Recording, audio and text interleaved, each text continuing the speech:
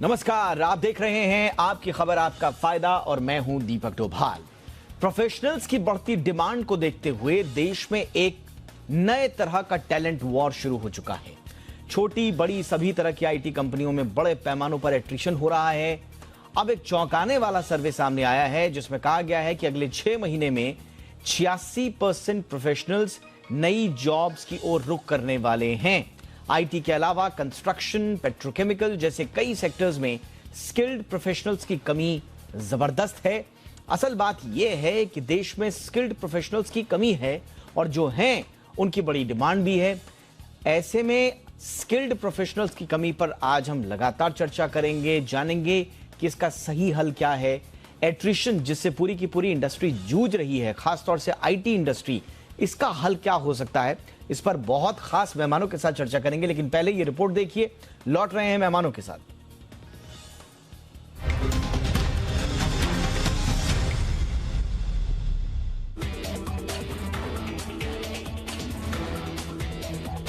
देश में प्रोफेशनल्स की मांग में तेजी से इजाफा होने वाला है। नए नए स्टार्टअप्स खुल रहे हैं। नई टेक्नोलॉजी और नई तरह के बिजनेस मॉडल भविष्य में विकास के पहिए की रफ्तार बढ़ाने वाले हैं। इन सब के बीच एक चौंकाने वाला सर्वे सामने आया है। माइकल पेज के इस सर्वे के मुताबिक अगले 6 महीने में देश में एक नए तरह का टैलेंट वॉर शुरू हो सकता है। प्रोफेशनल्स नए अवसर तलाशेंगे और इनमें से 86% नई जॉब्स की ओर रुख करेंगे। असल में जॉब मार्केट में स्किल्ड प्रोफेशनल्स की भारी कमी है और जो हैं उनकी मांग बहुत ज्यादा है और यही वजह है कि एट्रिशन बढ़ रहा है। अभी तक IT sector he talent war के दौर से गुजर रही है। AON इंडिया का कहना है कि साल 2021 में 21% एट्रिशन रेट देखा गया, जो कि साल 2003 के बाद अपने पीक पर है। सबसे अधिक एट्रिशन आईटी सेक्टर की टॉप 2 कंपनियां इन्फोसिस और TCS झेल रही हैं। सर्वे में साफ कहा गया है कि टैलेंट वॉर से ऐसे हालात बन रहे हैं कि भारतीय कंपनियों को बड़ी सैलरी पर लोगों को हायर करना पड़ सकता है। टैलेंट को रोकने के लिए कंपनियां वर्क फ्रॉम होम की पॉलिसी को आसान कर रही हैं।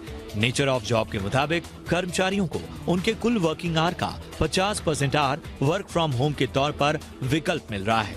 कंपनियां कुछ चुनी हुई कैटेगरी में कर्मचारियों को 100% वर्क फ्रॉम होम का विकल्प दे रही हैं, ताकि वो जिंदगी और काम के बीच तालमेल बिठाते हुए कंपनी में बने रहें। क्योंकि सर्वे में पाया गया है कि 61% लोग बढ़ी सैलरी की बजाय वर्क फ्रॉम होम को तवज्जो दे रहे हैं। Management consulting firm Russell Reynolds associates यानी RRA की माने तो इस समय देसी कंपनियां टिकाऊ टैलेंट की मार झेल रही हैं। डिजिटल करेंसी से लेकर इको ग्रीन कॉन्सेप्ट और इलेक्ट्रिक व्हीकल्स के क्षेत्र में क्रांति का जो दौर आया है, उसे देखते हुए इन क्षेत्रों से जुड़े प्रोफेशनल्स की भारी कमी देखी जा रही है। खासकर भारत में बिजनेस स्ट्रेटजी लीडर्स की भारी मांग है।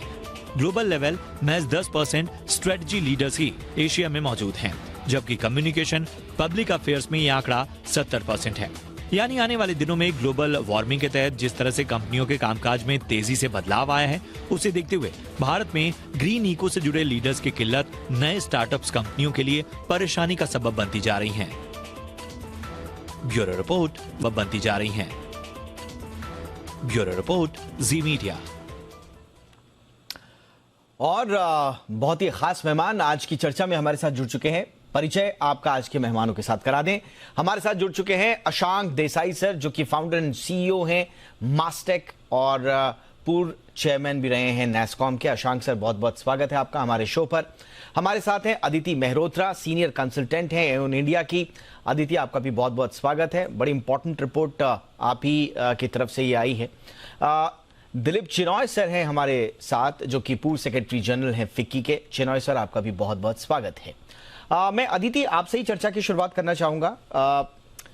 आपकी इस रिपोर्ट में जो हाइलाइट्स हैं वो क्या हैं? अगले 6 महीने में टैलेंट की क्या वाकई में भारी कमी हो जाएगी? आप लोगों ने क्या फाइंडिंग्स दी हैं और वजह सबसे बड़ी एट्रिशन की आप क्या देखती हैं?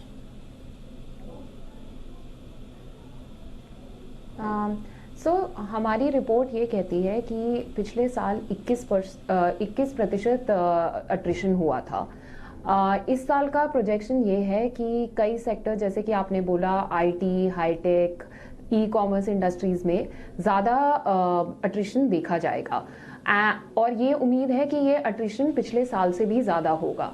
जो हमारे सामने चीज़ें आ रही हैं कि लोग क्यों छोड़ रहे हैं, उन सब में सबसे बड़ा इम्पॉर्टेंट रीज़न है वर्क लाइफ बैलेंस का।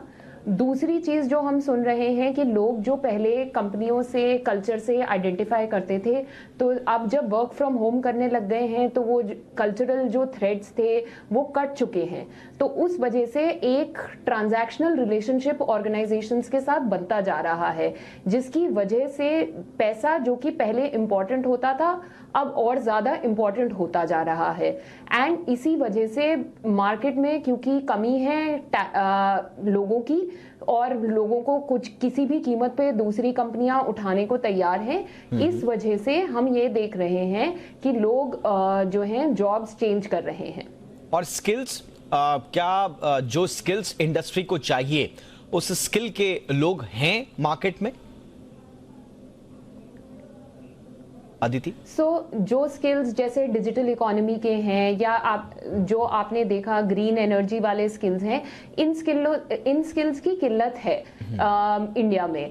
एंड इनके लिए जो है टैलेंट के लिए कुछ भी कंपनियां, क्योंकि ये एक इम्पॉर्टेंट स्किल होते जा रहे हैं, जैसे आप ईवी कंपनीज देख रहे हैं, रिन्यूएबल एनर्जी कंपनीज देख रहे हैं, ग्रीन एनर्जी कंपनीज देख रहे हैं, वहां पर ये स्किल्स की बहुत ज्यादा डिमांड है।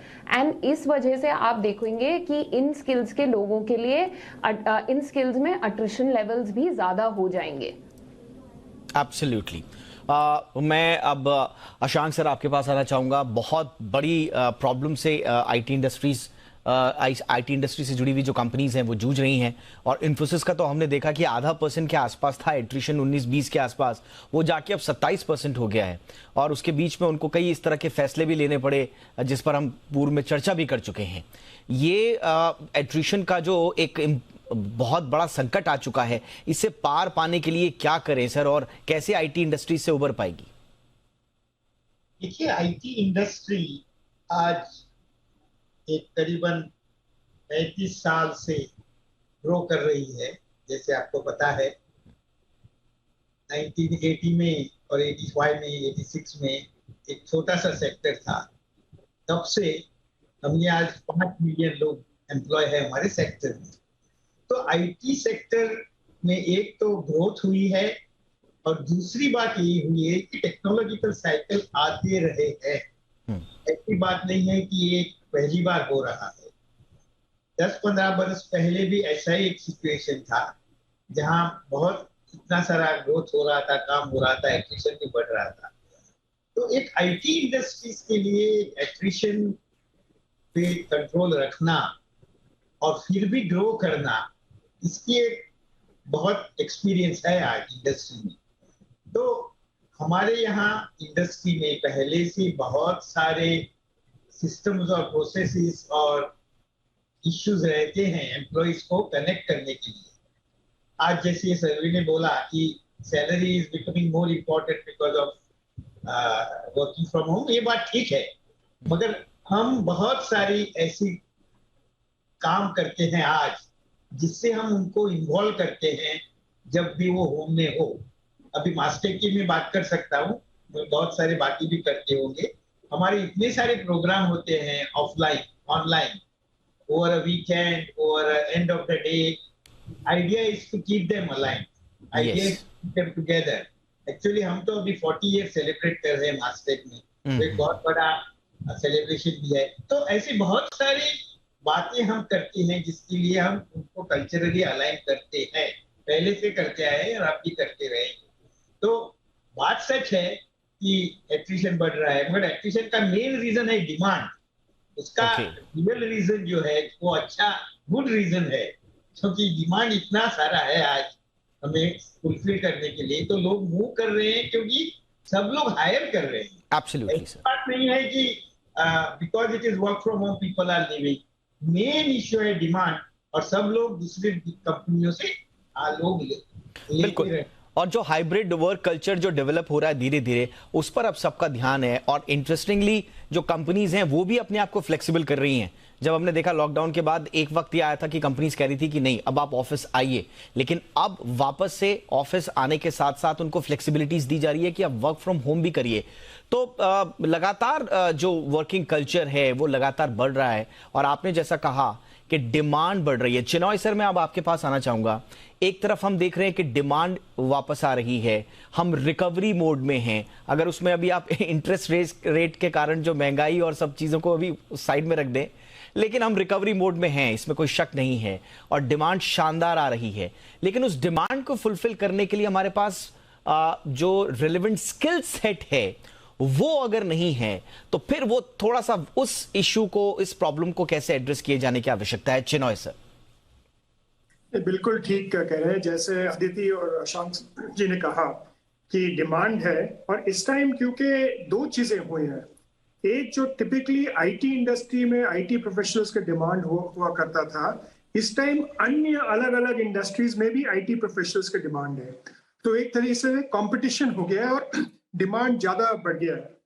दूसरी जो चीज हुआ है, अभी काफी स्पेशलाइज्ड स्किल्स आईटी में अगर आप देखें तो काफी स्पेशलाइज्ड स्किल्स में काफी ज्यादा एट्रिशन हो रहा है। और एज जो नई नई टेक्नोलॉजीज आ रहे हैं और नए नए जिसमें आपको प्रोफेशनल्स चाहिए, उसमें अभी कई शॉर्टेज है। और एजुकेशन सिस्टम और ट्रेनिंग सिस्टम एक तरीके से डिस्टर्ब हो गया था बीच में, तो इसके वजह भी काफी एक तरीके डिमांड सप्लाई में मिसमैच है। अब इसके लिए क्या करना है, इसमें आपने इसमें इस टाइम तो मुझे लेबल किया है भूतपूर्व सेक्रेटरी जनरल फिक्की का, लेकिन मैं नेशनल स्किल डेवलपमेंट कॉर्पोरेशन का भी एमडी एंड सीईओ रह चुका हूँ। उसमें एनएसडीसी के द्वारा जो किए गए हैं और मिनिस्ट्री ऑफ आईटी ने नैसकॉम के साथ मिलकर के, अशांक देसाई पास्ट प्रेसिडेंट है नैसकॉम के, तो उन्होंने ये फ्यूचर स्किल्स का एक प्रोग्राम बनाया है। और उस प्रोग्राम के अंतर्गत उसको भी काफी ऑनलाइन और हाइब्रिड मोड में लिया गया है कि एक तरीके स्पेसिफिक डिमांड एक तरीके से उसको ट्रेनिंग दी जाए और ये डिमांड सप्लाई गैप एक तरीके से फुलफिल किया जाए। अलग अलग सेक्टर्स में भी आप आईटी में ना देखें, आपने अदिति ने ग्रीन जॉब्स कहा था, ग्रीन जॉब्स में एक सब सेगमेंट होता है इलेक्ट्रिक व्हीकल्स का, और इलेक्ट्रिक व्हीकल्स के मैन्युफैक्चरिंग प्लांट्स बढ़ गए हैं। और अगर आप देखें कि मैन्युफैक्चरिंग सेक्टर में जो पीएलआई स्कीम्स अनाउंस हो गए हैं, तो उसमें भी एक तरीके से एडिशनल इन्वेस्टमेंट हो रहा है, एडिशनल जॉब क्रिएशन हो रहा है। और जो स्पेशलाइज्ड स्किल्स होते हैं वो अभी चाहिए, और जब मैन्युफैक्चरिंग स्किल्स वो थोड़े महीने बाद आएंगे। तो ये भी एक डिमांड सप्लाई का एक तरीके से मिसमैच हो गया है। और specialised green job sector skill council हो, या इलेक्ट्रॉनिक सेक्टर स्किल काउंसिल हो, या ऑटोमोटिव सेक्टर स्किल काउंसिल हो, गवर्नमेंट के साथ मिलकर के ये स्किल्स को एक तरीके से ट्रेनिंग देके करने चाहते हैं। बट इसमें एक प्रॉब्लम ये है क्योंकि ये सब स्किल्स फिजिकल मोड में चाहिए, और पहले क्योंकि लॉकडाउन के द्वारा सब वर्चुअल चला गया था, तो मैन्युफैक्चरिंग में अभी थोड़ा सा टाइम लगेगा। ये स्किल प्रोग्राम 2-3 महीने में आप देखेंगे कि जो गवर्नमेंट और एनएसडीसी के प्रोग्राम्स है और प्राइवेट सेक्टर भी इन्वेस्ट कर रही है, उसका आप असर आगे जाके देखेंगे। बिल्कुल, और बहुत इंपॉर्टेंट एस्पेक्ट आपने बोला। और जिस तरह से मैन्युफैक्चरिंग को बढ़ावा देने के लिए सरकार भी अपनी तरफ से कोशिशें कर रही है, और वहां पर स्किल की जो डिमांड है उसको फुलफिल करने के लिए, स्किल्स को बढ़ाने के लिए बहुत सारे कार्यक्रम भी चलाए जा रहे हैं। लेकिन अगर आप सर्विस सेक्टर की बात करें तो वहां पे भी अदिति, हमने आपकी रिपोर्ट में देखा कि वहां पे भी जो बिजनेस स्ट्रैटेजी वाला, जो लीडरशिप वाले जो रोल्स हैं, वहां पर एक बहुत बड़ा क्रंच है। उसकी क्या सबसे बड़ी जो वजह है वो है। और एक जो कहा जा रहा है आपकी, पहले होता था कि you train, you get trained and then you get hired, और अब ये ट्रेंड आ रहा है कि you hire and then you train your employ. तो अब किस तरफ हम शिफ्ट कर रहे हैं? तो आप अगर देखेंगे कि हर बिजनेस जो है एक एस कर्व से जाता है। आजकल क्या है कि क्योंकि हर बिजनेस इतना डाइवर्स हो गया है कि एक एस कर्व नहीं होता, मल्टीपल एस कर्व्स होते हैं। तो उसकी वजह से क्या होता है कि हर समय किसी भी ऑर्गेनाइजेशन में जो हम अजाइल सेटअप कहते हैं या स्क्रम सेटअप कहते हैं, उसकी डिमांड बढ़ती जा रही है। ये कॉन्सेप्ट अब टेक्नोलॉजी इंडस्ट्री में खाली नहीं लिमिटेड है।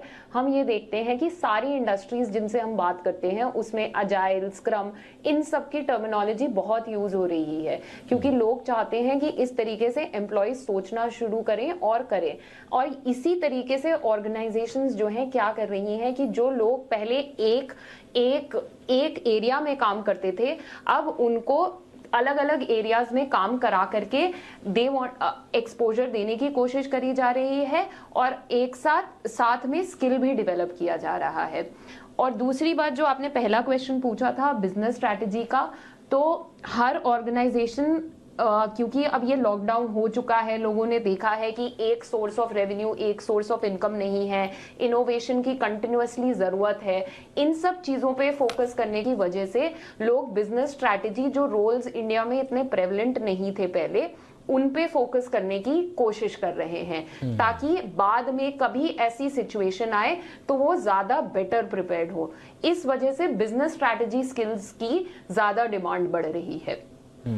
एब्सोल्युटली। एक छोटे से ब्रेक लिए यहाँ पर रुकते हैं, लेकिन उसके बाद एक बहुत महत्वपूर्ण मुद्दा जिस पर हम चर्चा कर रहे हैं और उसको हम जाने की कोशिश करेंगे, पर्टिकुलरली उसको टच करने की कोशिश करेंगे कि ये स्किल्स की जो प्रॉब्लम आ रही है, या जो गैप आ रहा है, जो क्राइसिस या क्रंच आ रहा है, ये कहाँ से आ रहा है? ये इंडस्ट्री में आने के बाद आ रहा है एम्प्लॉयज के साथ, या फिर वो उनके कॉलेज और स्कूल लेवल्स पे ही जो स्किल्स पे जो बात होनी चाहिए थी, खास तौर से जो ग्रेजुएशन के टाइम पर या पोस्ट ग्रेजुएशन के टाइम पर, BTech, MBA, BBA.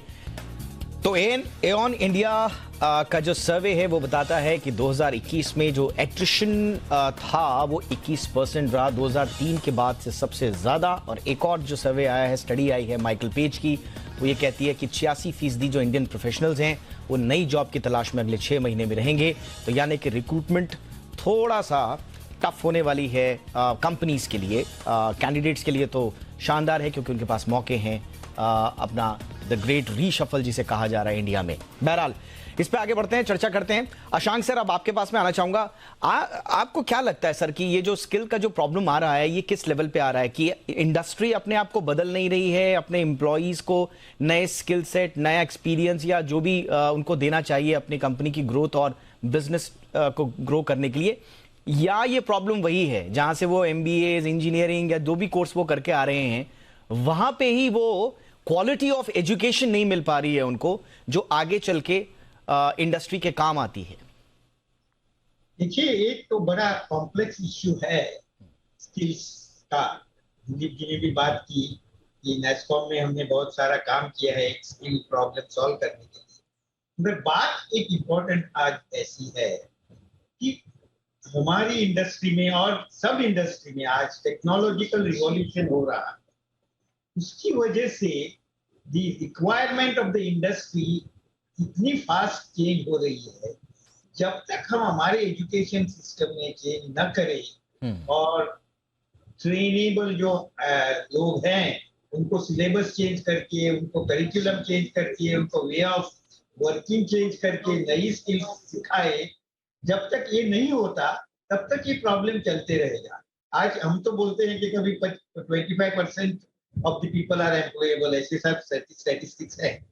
Exact number की बात छोड़िए, मगर बात ऐसी है आज हमारी एजुकेशन सिस्टम में ऐसा एक बदलाव आना चाहिए जिसकी वजह से वो ऐसे फास्ट चेंज कर सके उनके प्रोसेसेस में, जिससे नए आदमी आए विद नए स्किल्स। अभी सॉफ्ट स्किल की बात करते हैं, एक तो हार्ड स्किल की बात हुई, उसमें तो प्रॉब्लम है ही है क्योंकि बहुत चेंज हो रहा है। इवन सॉफ्ट स्किल में आज प्रॉब्लम है। आज इंडस्ट्री में, एटलीस्ट आईटी इंडस्ट्री में सॉफ्ट स्किल का इतना इंपॉर्टेंस है क्योंकि हमारे कस्टमर सब है डेवलप्ड वर्ल्ड में, उनका एक्सपेक्टेशन इतना बड़ा है, communication, return, oral, the way of behaviour, तो उसमें भी कमी है। तो ऐसा एक ओवरऑल अच्छा ह्यूमन बीइंग जिसे बोले हम, और ग्रेजुएट तैयार करें जो कैन हैंडल टुमारोज वर्ल्ड, ऐसे हमें करना जरूरी है। फॉर्चुनेटली एक हमारी जो न्यू एजुकेशनल पॉलिसी है, hopefully is addressing some of this issues, मगर इसके लिए बहुत सारा काम करना पड़ेगा आज।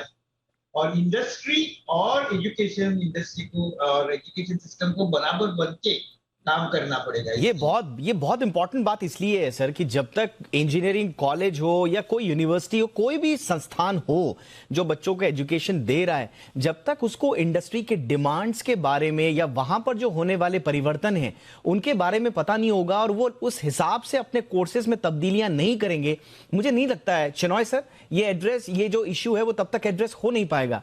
अब आप 4 साल की इंजीनियरिंग ले लीजिए, 2 साल का MBA ले लीजिए, परंपरागत रूप से वही चल रहा है।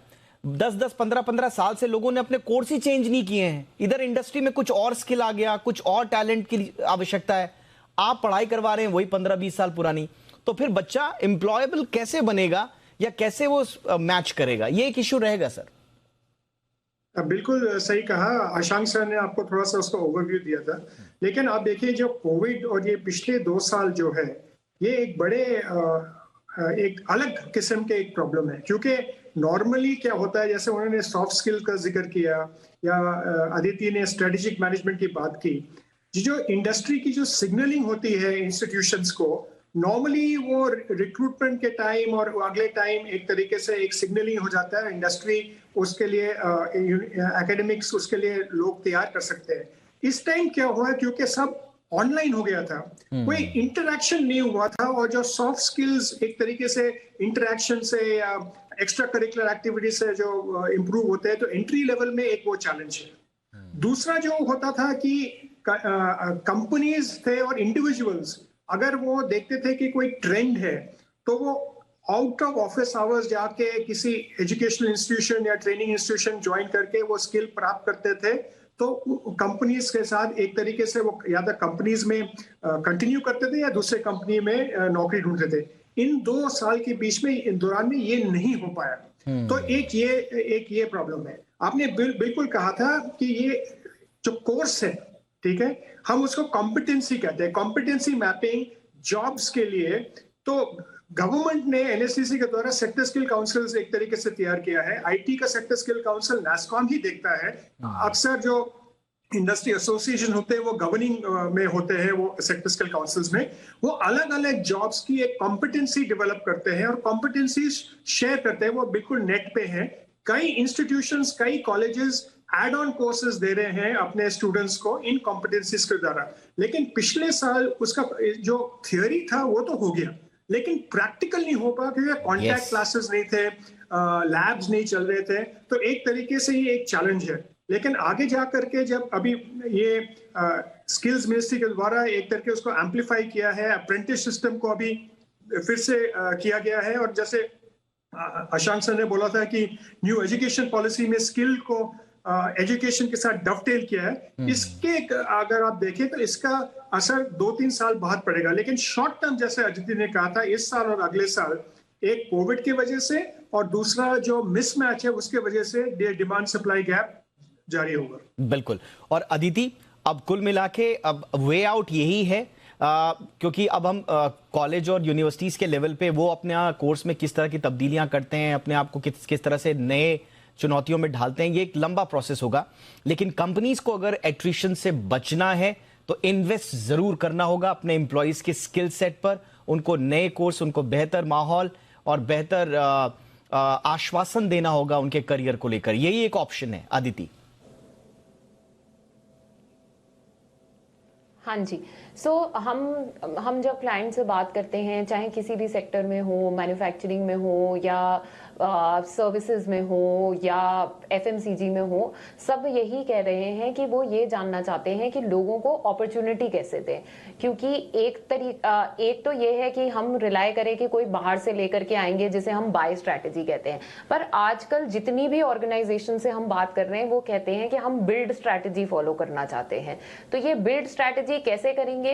क्या लोगों को एक्सपोजर दें या लोगों को ट्रेनिंग दें या लोगों की कोचिंग करें? ये कुछ ऑप्शंस हैं जो आ रहे हैं। इसके लिए वो अपने इंटरनल सिस्टम्स को रिवैम्प करने की कोशिश कर रहे हैं कि मूव, जो करियर मूव्स पहले या तो वर्टिकल होते थे ज्यादातर, उनमें कैसे डायगोनल मूव दें, कैसे हॉरिजॉन्टल मूव दें, इन सब की चर्चा काफी चल रही है। एब्सोल्युटली। तो रीस्किलिंग हो या अपस्किलिंग हो, ये दोनों ऑप्शंस हैं, लेकिन उसमें थोड़ा सा इन्वेस्टमेंट जरूर होगा। कुल मिला के अब 2 चैलेंजेस हैं, या तो आप नए टैलेंट की ऑनबोर्डिंग कीजिए या पुराने टैलेंट को रिटेन करके रखिए। इंडस्ट्री के सामने आप इससे कैसे वो करेंगे, उसके जरिए क्या होंगे, ताकि एट्रिशन का जो दंश है उससे बच पाएं कंपनियां, ये अब कंपनीज के हाथ में है। लेकिन आई एम श्योर कि कुछ ना कुछ वे आउट जरूर होगा। हमारे पैनल पे आज बहुत सारे इंपॉर्टेंट सजेशंस निकले हैं। Thank you very much gentleman, आपने अपना कीमती वक्त निकाला। Ashank sir, thank you so much sir. Aditi, thank you so much, आपने वक्त निकाला। दिलीप सर, आपका भी बहुत बहुत शुक्रिया। आपकी खबर आपका फायदा में इतना ही। इजाजत दीजिए और देखते रहिए जी बिजनेस। नमस्कार।